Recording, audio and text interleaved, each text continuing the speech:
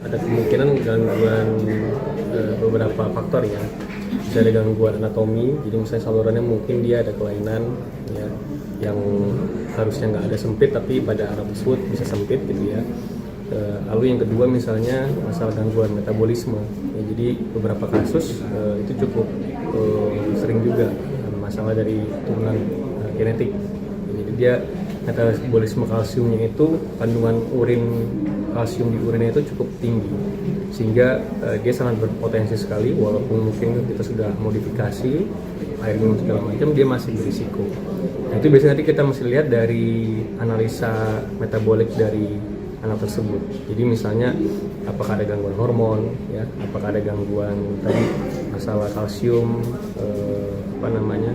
itu juga bisa dicek juga nanti dari kencing sama juga dari darah.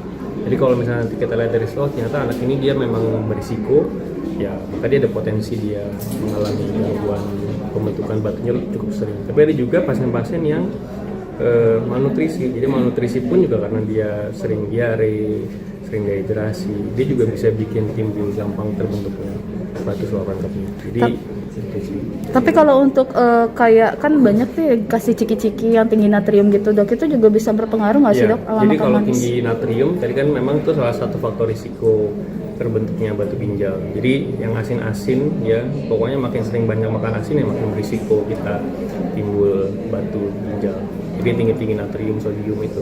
Kalau manis, Dok, makanan manis? Kalau manis nanti sebenarnya lebih kaitan nanti sama diabetes ya. Nah, ketika pasien tersebut sudah mengalami diabetes, maka dia faktor risiko terbentuknya ginjal juga makin naik. Tapi kalau pada anak mungkin nggak terlalu ini ya. Jadi yang biasanya sih yang turut. Tapi zaman sekarang sih diabetes juga pada anak pun juga sudah mulai kejadian juga. Dr. Widi, mungkin aku mau izin terkait dengan nyinggung vitamin, Dok. Banyak juga kan puasa. Download Tribun X sekarang. Menghadirkan lokal menjadi Indonesia.